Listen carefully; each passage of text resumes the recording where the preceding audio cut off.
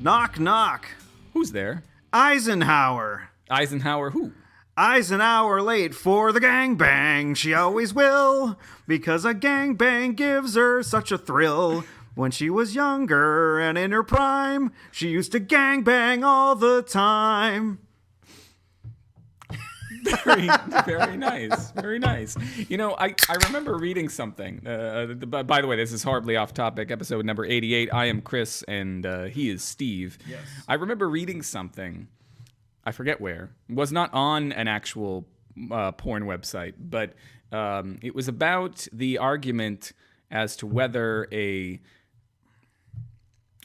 threesome, right? So 2 men and a woman. Yeah. Should be categorized as a threesome if the 2 men don't also do something together. So if it's 2 men and 1 woman, and the only person who's being performed upon is the woman, it's a gangbang, according to whatever article this was that I read. If the 2 men get it on with the woman and get it on with each other, then it can legitimately be called a threesome. Oh, okay. So 2 women getting it on with 1 man, if the women also get it on with each other, threesome. If it was 2 women getting it on with a man, but not getting it on with each other, it's a gangbang. Interesting. I want you to eat your kumquat. Yeah, right. Well, so it was Brian, right? I think so. I think Brian was. We're a couple of weeks late on this one. A couple of weeks late. You're He supposed said to we should eat the kumquats on the air. Don't peel off the peel. You eat the peel. You don't. Okay, you don't peel off the peel. If this is gross, do I get to spit it out? I got a paper towel, so. All right. There you go, bud. I'm gonna try not to. I'm gonna try to. I don't think it's a fruit, so. All right. Should both of us be doing this at the same time? You go first. Because then there's dead air as one of us. I'll try to give a play-by-play. Or there's moist air. Okay. All right. I'm gonna go first. All right. So Chris is putting the kumquat into his mouth. He didn't bite it yet. He's just kind of holding it there in his teeth, like a dog would. Oh, he's chewing on it. Doesn't seem to think it's gross. It was let's see, kind of orangey on the get go. So definitely, I hope you can hear that, like a citrus flavor. Yeah. All right, I'll continue eating in a second. So Steve's got it in his mouth. Oh. Okay. Oh, I got seeds in it. It's got seeds in it. Yeah. Damn it. Well, it's like seeds. We eat the seeds. Will we grow a kumquat in our belly? That's what I always thought pregnant ladies were. Someone who ate like a watermelon seed. Yeah. I was a dumb kid. I'm sorry. I see. It's just like a sour orange. Okay, that I was like, what is it that's making the difference? Because it's definitely different. The peel is making it sweet, I think. That's not terrible. That's actually not bad. All right, wash it down. I remember trying to explain. You mentioned watermelons, or a pregnant lady. She ate a watermelon seed. That's how she got pregnant. That's right? not how she got pregnant. It's how she has a watermelon in there. Oh, okay. She thought she had a watermelon. I remember trying to explain to Stephanie once what before, what was it like 4th grade when we had the like boys went in one room and girls went in another room. I don't remember that in elementary school. I remember it in middle school. I think it was 6th grade. Okay. I feel like we had something in 4th grade where the boys didn't find out much, but the girls, I think that was when maybe it was 5th grade. It was like last year at Westlands, and the girls went and they had the period talk, and the boys went and had the boner talk, but not really because we didn't have to worry about it so much yet. Yeah, I mean, I don't recall getting a boner until I was like at least 11. And then you didn't know what to do with it for a while, right? Oh, I knew what to do. I mean, you knew what to do with it with yourself. Yeah. Did you know what to do with it with yourself before you had seen any porn or anything that would indicate? Luckily, my dad had a little bit of a stash, which I not a mustache. No, he didn't have a mustache. My dad is terrible at growing facial hair. Oh, okay. Believe it or not, with my full beard and all. I guess I get that from my mother. So your dad had a little stash, a porno stash. Yeah. And so you were aware. I was aware of like the things that need to happen to get what. See, I goo. have tried to explain to Stephanie what I thought happened before I realized what happened. I figured there was some place that the penis went, but I wasn't quite sure where that was. And I think I thought it was somewhere in the vicinity of the belly button. Like, I think I thought it was somewhere up there. I don't know why. I'd seen women in bikinis. I'd seen that there was no. I mean, I guess you could fuck a belly button. You could. But I don't know what I was thinking. I was thinking a little too high for where the good old vagina was. Yeah, I don't like the aftertaste. No, the aftertaste of the kumquat, not not the aftertaste of vagina. Just to be clear. No. I'm still talking about this kumquat that we ate earlier. All right. So yeah, Brian, the verdict is in. We are okay with kumquats, but not good with the aftertaste. Yes. Which I gotta say, like, you're having a beer, I'm having a cider. Imagine the cider is better for like cleansing it. Yeah, it kind of just is all meshing into one fruity aftertaste. We should just make kumquat beer. We should make kumquats. We should get some cots and then jizz on them, and then that's what they sell them as kumquats. That's what they give to the fifth graders. Either the girls get a package of tampons or pads, and the boys get a kumquat.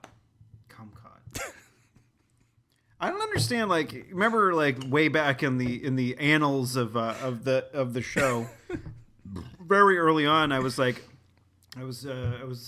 having some dating troubles or whatever, and I said I'm swearing off women. I'm buying a sex doll. Yes. I don't understand why there isn't like some sort of thing that's going on right now in like the world where they aren't just trying to build sex robots or something. Like that movie, Texarkana. Sex Arcana? No, what the frick was it called? I think that was in your dad's stash. Deus Ex Machina. Deus Ex Machina. No, it's just Ex Machina. Deus Ex Machina. Oh, no, Ex Machina. Just Ex Machina. Ex Machina. And it was just this robot, and it was it was a lady robot. It was a lady robot. Okay. Sexy lady robot. Sexy lady robot. Walking around nude a lot. Mm-hmm. So, I mean, why are there not sex robots? Like, I don't know. That would just solve so many problems. That was my favorite. Hold on, got it ready to drink. Ready to drink. That was my favorite Patton Oswalt bit. Sex robots? Yeah. Well, shit. Should we even talk about it? I mean, so he was talking about not be. I don't know. I forget whether this is. I think this is the album after Bush was out of office. Oh yeah, because it's when Obama has just taken office. It's actually a really interesting album to listen to, given how people started to feel about the president afterwards. Like, this is still optimistic about what might happen. I think it's early 2009, and he's talking about back when the economy was like a pile of shit. Yeah, well, but people were still optimistic about what the president might do. At least Patton Oswalt was, and he's talking about free government blowjob robots. Oh. And he's saying, like, what would happen if Obama did this, that, and the other thing, and he even gave us free government blowjob robots, but would there still be two holdout racists in the South who would just be, like, upset that their free government blowjob robot broke down after 10 years? Well, you could... So I don't know, maybe Barack Obama heard that bit and he was like, you know what, we can't release the free government blowjob robots until they last for 15 years. No, here's the trick. We got to get rid of racism, and that's the key. No, that's never going to happen. You don't think free government blowjob robots would get rid of racism? No, because guess where those free government robots are coming from? The government. Oh. Guess who pays taxes to the government? It's not free, Chris. We're paying for them. We're paying for them, so they're not free. They're not free. They're not free. Nothing is free in this world, my friend. Not even free government. Talking about freedom.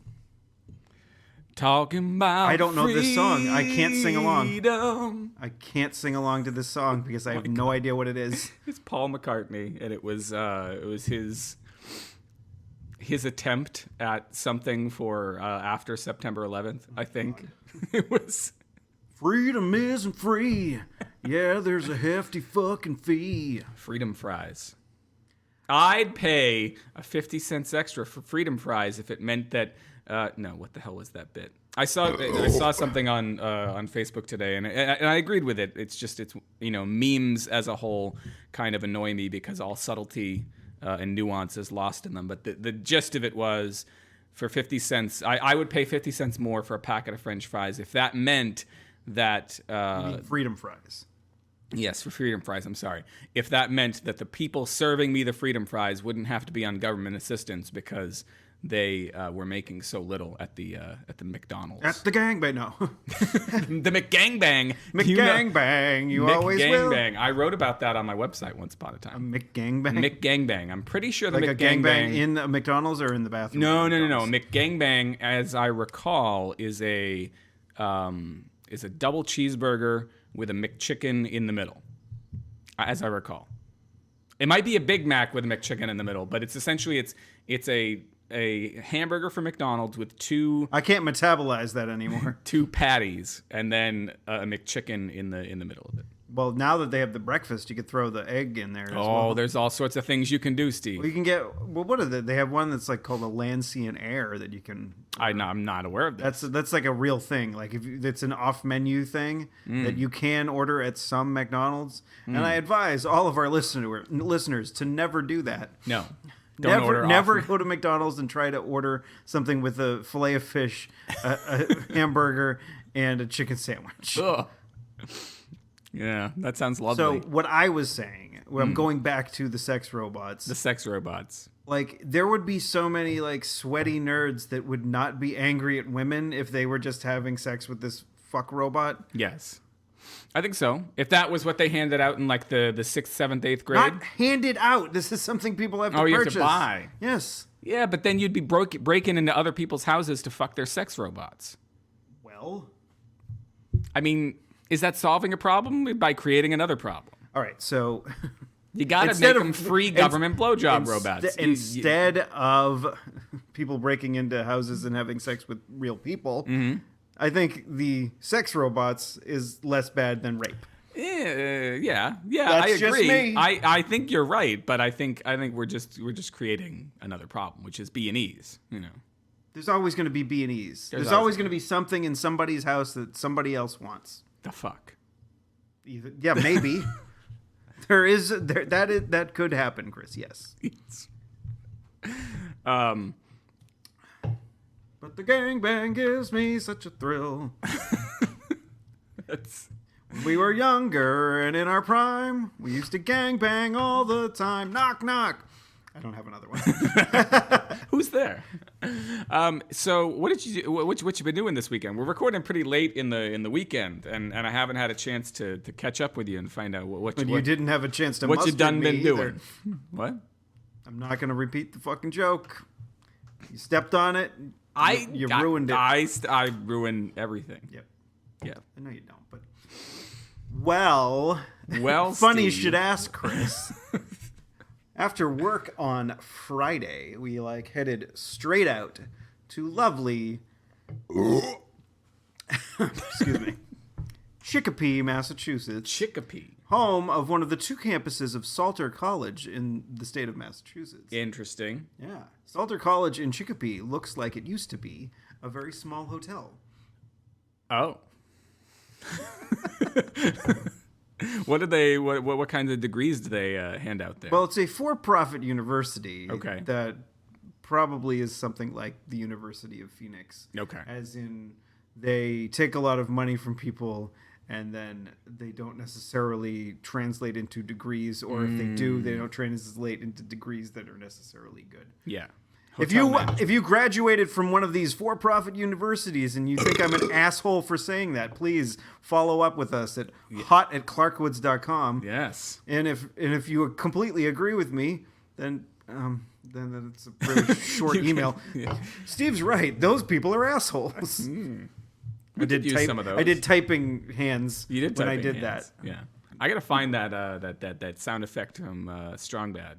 So that don't add I'm not going to put it in this episode. I'm just saying for the next time that we want to use it, it's buried back in whatever episode it was that was 52. 52.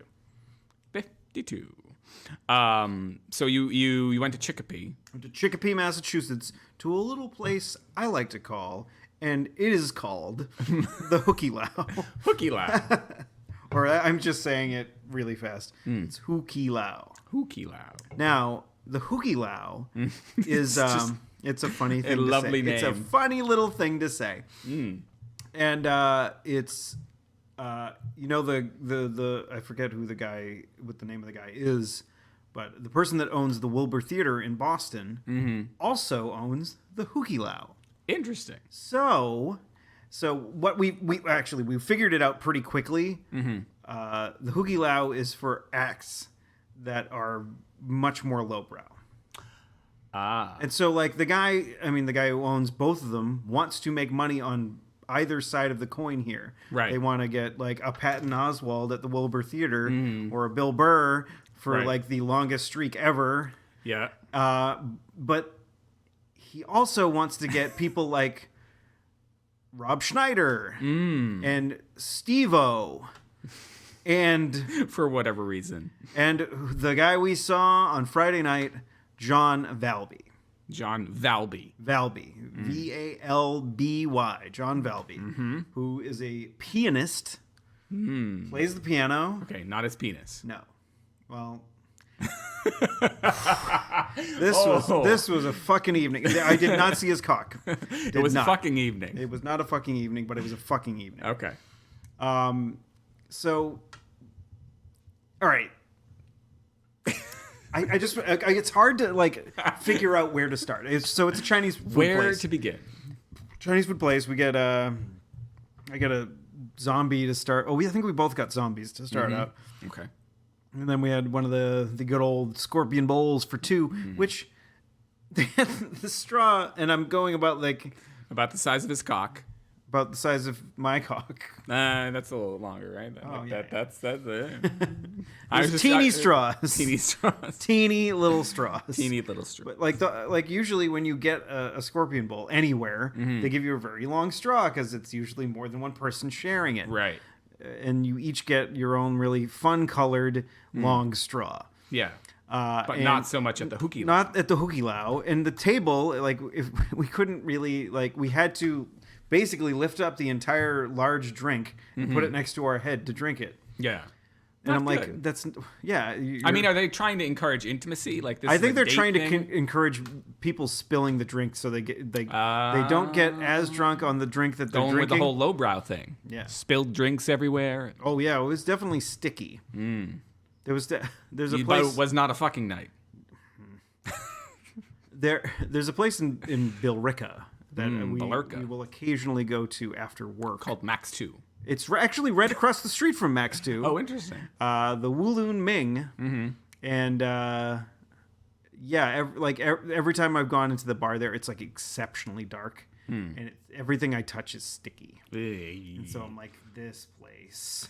Right. And so in typical Wulun Ming fashion, there was very sticky tables and at the Hu Ke Lau. At the Hu Ke Lau. So we had some drinks. Ate some Chinese food, which of Chinese food, like greasy Chinese food that I've had in my life, was not bad. Huh. That's good. I mean, at least it tasted decent. I was starving, so maybe I was a little biased. Yeah. But yeah, I had this Chinese food, and then there was no opener. He gets up there and he just starts singing his little dirty songs, But actually, fuck, I gotta go back. I gotta go back. I gotta wind it back. Rewind a little bit. Like in the middle of while we're waiting for it to start, there's this balding or mostly bald guy with a mustache that every once in a while just screams, "Fuck you!" at the top of his lungs. And sure somebody else in the audience. No. This isn't like a plant. Like he's not. No, but then somebody else somewhere else in the crowd would go, "Fuck you, eat shit," and then it would just be back and forth, and I'm like, it's like the "fuck you" ping pong before a John Valby show. But we quickly realized that this is something that he does during the show, where he just yells "fuck you" and everybody screams "fuck you" back, and then eats shit, and then all the a nice stream of obscenities from from him. So he just sings little tunes that, like the one that we opened the show with, which is called "Gang Bang." Gang You bang. can find it on the old YouTube if you wanna. I'm throwing that penny on the floor because I keep on playing with it. Yeah. Let's not do that. I'm not gonna play with my penny. Don't play with your pen. I didn't even say it that time. I didn't make it dirty. You did. I did. Yeah. So Dirty like, penny. what he's singing a couple songs and it's funny. It's it's definitely lowbrow, but it's and he's ripping on a bunch of different people. The only part, there's two parts that made me uncomfortable. But the first part, This is the show that made you uncomfortable. yeah, it kind of made me uncomfortable because, the first part that made me kind of uncomfortable was the, okay, so he just starts ripping on like Islam for a little teeny bit, not a really long time. It was just like a very short thing. Yeah. And the place erupts. Oh, it's Chicopee. But the thing is, I think it was more the crowd's reaction that made me uncomfortable than what he was saying. Yeah. Because, usually there's not too much that can make me uncomfortable as far as what people say, because I'm white and privileged. Yeah. So I'm not, nothing offends me. But it was just, it felt like really uncomfortable. And I'm like, wow, these are Trump supporters in here. And I was like, what? But the thing is, like, he was ripping on Trump too, and they seemed to like that a lot less. Even though, like, he, because he's ripping on everybody. He's Right. this Yeah, fucking, he's a comedian. He's yeah, doing what he he does. ripped on Hillary and Bernie and Trump and Cruz and the other guy. Yeah. John Kasich. John Kasich. Actually, I don't think he ripped on John Kasich. He's not worth his I don't think time. that made it onto his radar. Yeah. Or John. Maybe he's a John Kasich supporter. Maybe he was just like, let's get this guy in there. No, but like, it's weird. Like, he's like, if you look at a picture of him, you would not know that he's 72 years old. Oh. I was like, whoa, this guy is old. And Interesting. he's still relatively spry. And I think it's simply because he's pickled with alcohol. Like, at about like a little bit, maybe a quarter of the way through the show, and he's like, I've been up here for like X amount of minutes at this point, and no one's bought me a shot of tequila. Famous last words. Half the crowd, which was large, I'm not going to say half, but a lot of people in the crowd start like bringing him up shots. Yeah. And every once in a while it would be an attractive woman, and he'd try to grope her as she was leaving. And I How'd guess that go for him? I mean, good. It went good. All right. Well, he's a It did 72-year-old man. He's charming and not threatening. So yeah, I mean, like, he sang some other ones, and then he sang that gangbang song, which was a crowd favorite, and he did a couple of ones where he ripped on the people in the crowd and called them gay, and this guy named Matt that was close to the front of the stage, he got the brunt of the gay jokes because I don't know. Was he kissing a man during the show? Okay, so you're not doing anything to prompt. No. Okay. But yes, but the Matt got the brunt of that, and he took it with gentle good humor, and and then he about halfway through the show he took a little intermission, but it wasn't to like go backstage or do anything. He like went to the side, like we could have met him if we wanted to. Yeah. We didn't feel like it. It would have been funny if we did, but it might have been part of a good story. But why do I need good stories when I could just talk about everything else? Talk about the Islamophobia in the room, which is so thick you could cut it with a knife. It was so thick that I could just like slice randomly with a katana and cut it, or blow it up with a shoe bomb,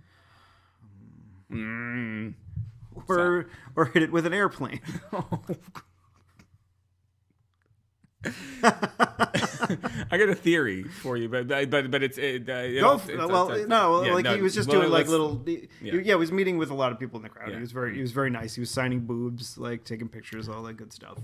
Because I mean, aside from having some extreme ideas about Islam, he was a nice guy to the mostly Caucasian audience. Would you let him sign your boobs? I don't really have boobs. I mean, I mean, even most dudes who are well built, who are chiseled in the chest, could probably like smush them together for a little bit and like pull down. I don't want him to do that though. I have like a hairy chest, so I don't think it actually would be pretty. It would. The most of the marker would get on the hair. Yeah, which would be fine because most of my chest hair is gray at this point. Aw. It's the only part of my hair that's going gray is my sad. chest hair. I haven't seen any of my pubes yet, though. Oh, all right. Which is encouraging. But yeah, I did that, and there was this woman that this older lady that just was determined to show off her tits to everybody.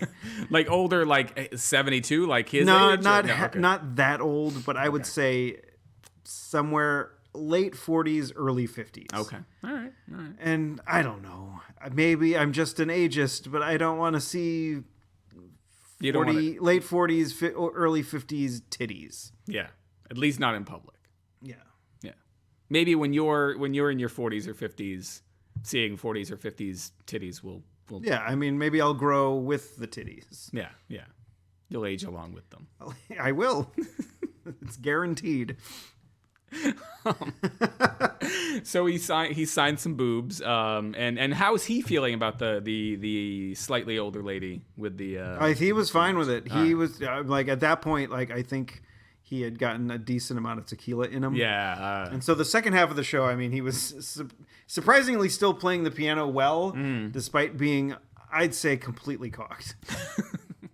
and then there was this like part at the end, which was the second time.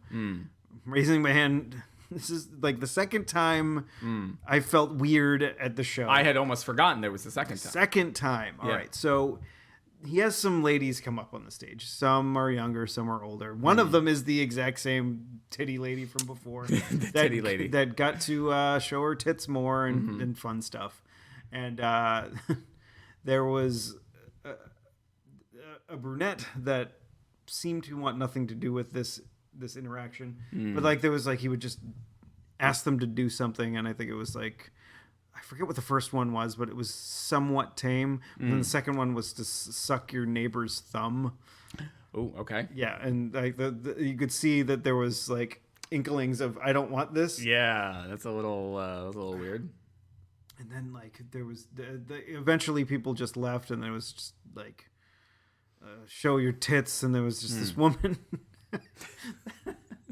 She was also older, but not as old as the woman from before. Or maybe she was. Maybe she was around the same age. But she had her T-shirt tucked into her jeans, and she sure did lift that up to show her tits. God. And then there was, I don't think there was a tit that I wanted to see, like in that room. Well, obviously, on the stage there was not tits that I wanted to see. Right. There was no, I'm not even gonna say it. So this woman up there. But what about? I'm curious. What ended up happening with the woman who didn't want to be there? Okay. If she hadn't walked off the stage, I think there might have been a problem. Okay. Like, and then there was this part where like he was like, "All right, now moon everybody," and then like and he's like, "I'm gonna kiss your ass," and then there was definitely ass kissing. It was just. No. Like literally, and I'm like, he didn't put his mouth on her asshole. Right. But I'm like, whoa, this is something. Something. Yeah. So it was interesting. Low brow. Yeah, and he was definitely in his truck, like before the show, and because we walked by, and he was parked right out front. Yeah. And we're just like looking, and we're just like, I think that's him sitting in his truck there, like fiddling with papers. And it looked like all the songs that he wrote were written on newspaper, like because like the back of the things that he's flipping through on his on the music for the stand, sheet music, the stand. Yeah, I would occasionally glimpse a crossword puzzle on the back. So he's writing on. Okay. So he's writing his little dirty songs on newspapers. It's an interesting choice because there's not usually a lot of white space on. I think he's just writing it in magic marker on the newspaper. Yeah. Interesting.